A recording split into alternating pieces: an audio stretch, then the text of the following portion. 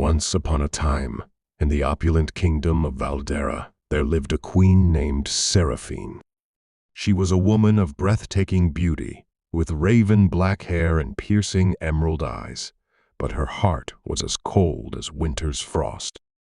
Seraphine had married King Alastair after the death of his first wife, the beloved Queen Isolde, whose kindness still lingered in the hearts of the people. The king had a daughter, Princess Elora, who was the very image of her mother, gentle, radiant, and adored by all. But to Seraphine, Elora was nothing more than a shadow she could not erase, a constant reminder that she would never truly be the first in the king's heart. Seraphine despised Elora. She ensured the princess was given the coldest chambers, the plainest gowns, and the most tedious duties. While the queen hosted lavish feasts, Elora was made to serve guests like a common maid. Thought whispered, but none dared oppose the queen's cruelty. One evening, as the kingdom celebrated Seraphine's birthday, Elora was ordered to sing for the guests. Her voice, soft and hauntingly beautiful, filled the hall, and even the hardest hearts were moved, all but Seraphine's.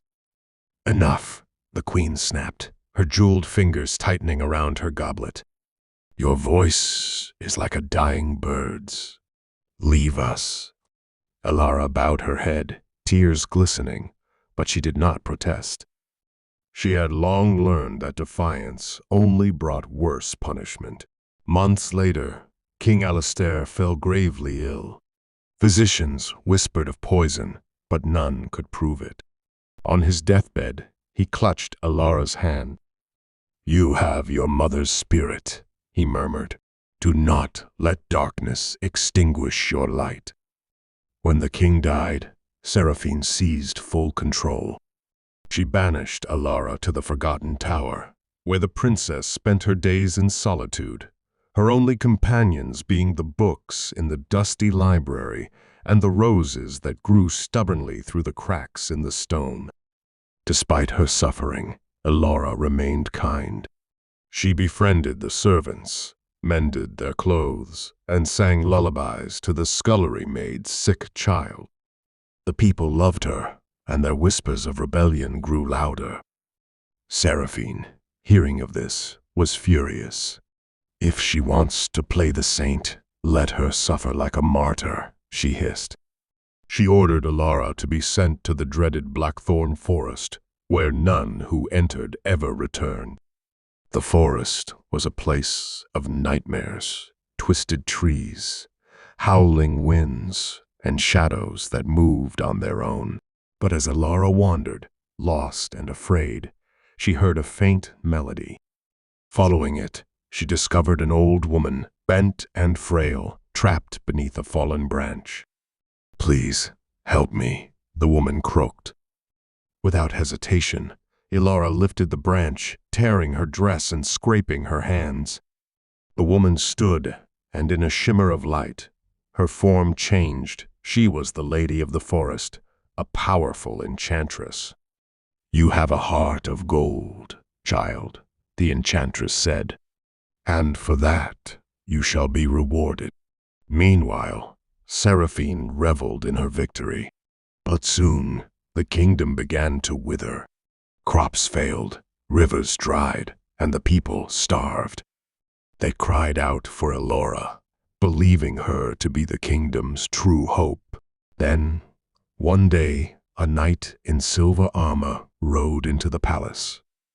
When the helmet was removed, it was Elora, radiant, fearless, and flanked by the forest's magical guardians.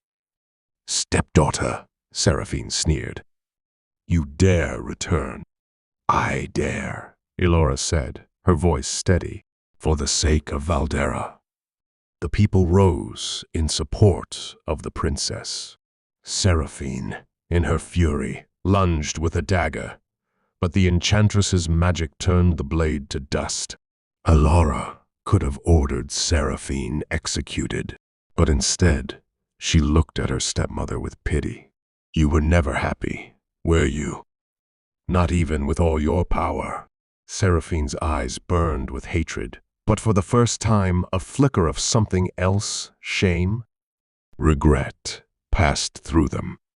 "Leave this kingdom," Alara said, "and may you one day find the peace you denied others." With Seraphine gone, Alara was crowned queen. Under her rule, Valdera flourished. The roses bloomed brighter, the people sang louder, and the kingdom remembered what it meant to be kind. As for Seraphine, some say she wanders the earth, forever haunted by the love she could have had if only she had opened her heart. And so, the thorn wilted while the rose thrived.